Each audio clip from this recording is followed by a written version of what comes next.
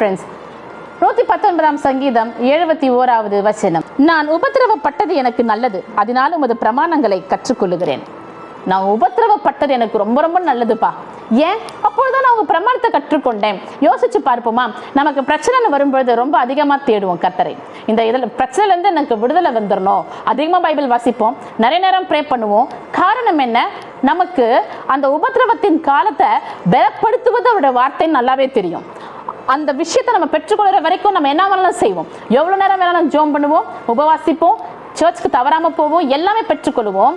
ஆனா அது வந்ததற்கு பிற்பாடு நான் எப்படிப்பட்ட காரியத்தை செய்கிறேன்? அடுத்த வசனம் சொல்லுகிறது, அநேகமாயிரம் பொன் வெள்ளியை பார்க்கிலும் நீர் விளம்பின வேதமே எனக்கு நலம் என்று சொல்லி வேத வசனம் சொல்லுகிறது. அவர் விளம்பின வேதமே எனக்கு நலம்.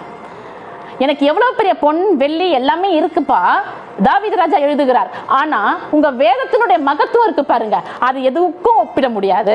பொன் வெள்ளி என்று சொல்லும் பொழுது ஒருவேளை நம்மளுடைய எக்கனாமிக்கல் அல்லது பினான்சியல் ஸ்டேட்டஸாக இருக்கலாம், அல்லது கடன் தொல்லைகள், அல்லது நம்முடைய படிப்பின் காரியங்கள், தோல்வி நிறைய நம்ம வந்துருச்சு, இந்த எக்ஸாம் நான் எப்படி பாஸ் பண்ண போறேன்னு தெரியல, அந்த விதத்துல இருக்கலாம். உலகத்துல இருக்கின்ற ஏதோ ஒன்று நமக்கு வருகின்ற மன கஷ்டங்கள், பண கஷ்டங்கள், ஏதோ ஒன்று உபத்திரவமா இருக்கலாம். அந்த உபத்திரவத்தின் நேரத்துல நாம் பொறுமையோடு இருக்க கற்றுக்கொள்ள வேண்டும்.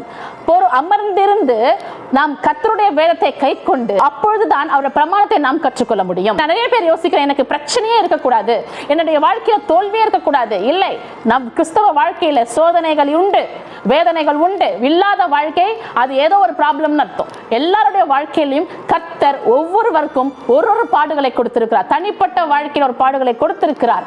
அதை நாம் பெற்றுக்கொள்வது நல்லது. அப்பொழுதுதான் அவருடைய பிரமாணங்களை நாம் கற்றுக்கொள்ள முடியும். இன்னும் அதிகமாய் அவருடைய வார்த்தையை நாம் உட்கொள்ள முடியும். அவருடைய பிரமாணத்தில் நிலைத்து நிற்க முடியும். அவர் கிட்ட சேர முடியும். அதிகமாய் ஜெபிக்க முடியும். ஒருவேளை நீங்க ஏதோ ஒரு உபத்திரவத்தின் மத்தியில டிராவல் பண்ணி கொண்டு இருக்கீங்களா, இதை யாருமே செய்ய முடியாது என்று சொல்லி கவலையோடு கூட நீங்க அமர்ந்திருக்கிறீங்களா? கர்த்தர் சொல்லுகிறார், தாவீது ராஜா சொன்னது போல நீங்களும் சொல்லுங்கள், நான் உபத்திரவப்பட்டது நல்லது, அதனாலும் அந்த பிரமாணங்களை நான் கற்றுக்கொள்கிறேன். ஒவ்வொரு நாளும் நான் எழுந்துக்கிறேன், காலை தோறும் நான் எழுந்துக்கிறேன், சீக்கிரமா எழுந்து ஜெபம் பண்றேன், உங்க சமூகத்தை நான் வெயிட் பண்ணி காத்திருந்து ஜெபிக்கிறேன். அதன் மூலமாக கர்த்தர் அவருடைய அனுபவத்தை எனக்கு கற்றுக் கொடுக்கிறார்.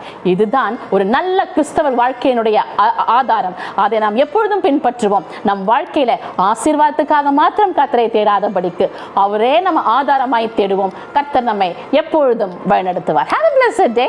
Praise be to God.